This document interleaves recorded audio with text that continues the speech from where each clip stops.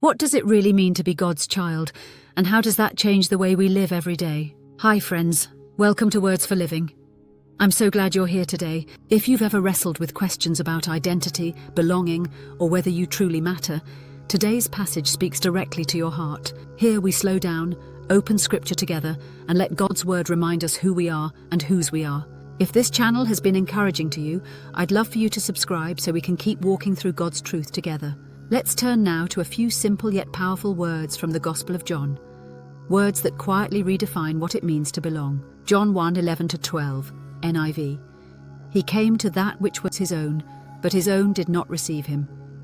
Yet to all who did receive him, to those who believed in his name, he gave the right to become children of God.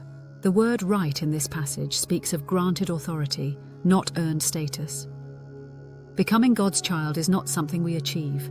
It's something God lovingly gives. When we decide to follow Jesus, Scripture tells us that something far greater than a belief shift takes place. We receive a new life in Him. But for many of us, that phrase can feel distant or abstract. What does new life really mean in the middle of ordinary days, filled with responsibilities, relationships, regrets, and unanswered questions? John helps us understand by pointing us not just to salvation, but to adoption. John begins by acknowledging a painful truth. Jesus came to his own, and his own did not receive him. The Creator stepped into his creation and was met with rejection, yet rejection never had the final word. Instead, God extended an open invitation to all who received him. No background checks, no prerequisites, no requirement to clean ourselves up first. Those who receive Jesus and believe in his name are given the right to become children of God. That word right is important. It speaks of granted authority, not earned privilege.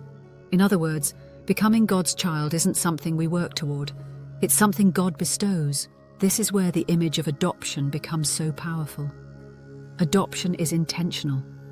It is personal. It is costly. A child doesn't adopt themselves. They are chosen, welcomed, and claimed by someone else. In the same way, our spiritual adoption is initiated by God's love, not our effort. Many of us spend years trying to figure out where we belong. We look for identity in relationships, accomplishments, approval, or labels given to us by others. Sometimes those labels are subtle, other times they are painfully loud. Maybe you were told you'd never measure up. Maybe you've defined yourself by a failure, a broken relationship, or a season of regret. But Scripture tells us that when God adopts us, those old identifiers no longer hold authority over our lives. Being God's child means we are fully known and fully loved. God doesn't adopt a polished version of us. He doesn't wait until we have it all together. He knows every chapter of our story, the good, the painful, the unfinished. And still, he says, "You are mine." Our worth is no longer tied to our past, our productivity, or others' opinions. Our identity is now rooted in the unchanging love of our Father. This adoption also brings security. Earthly families, as meaningful as they can be, are imperfect. People fail us, relationships change, circumstances shift, but God's promise to never leave or forsake his children is unwavering. When we belong to him, we are never navigating life alone, even when it feels that way. His presence is constant, his love steady, and his care personal. The world will continue to define people by performance and comparison. It will tell us we are only as valuable as what we produce or how well we measure up, but God defines us by relationship. We are his children, not temporarily, not conditionally, but permanently. That truth invites us to rest. We don't have to strive to earn God's affection. We don't have to prove our worth. We live from a place of belonging, not toward it. And when life feels isolating or overwhelming, we can return to this grounding truth. If you belong to Jesus, you are known by name, held securely, and never alone. Take a moment to reflect on that reality. Let it quiet the noise of false labels and remind you who you truly are. Your identity, your security, and your future are firmly rooted in the God who chose you, calls you his child, and loves you without end. Living as God's child changes how we face everyday life. It reminds us that we don't walk through challenges trying to prove our worth. We walk through them already loved. When fear whispers, when loneliness creeps in, or when old labels resurface, we can return to this truth.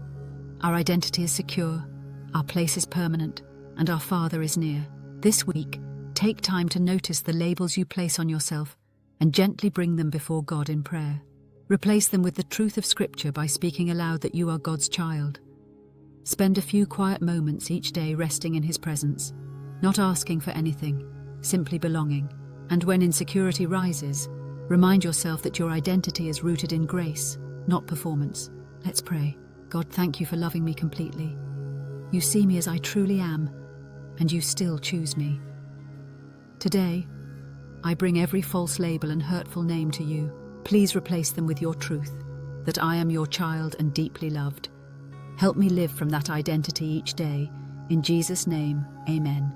Today, remember this. If you belong to Jesus, you are known, chosen, and never alone. If this message encouraged you, feel free to share it with someone who needs the same reminder. Leave a comment below and subscribe to Words for Living for more daily scripture-centered encouragement. I'll see you in the next one.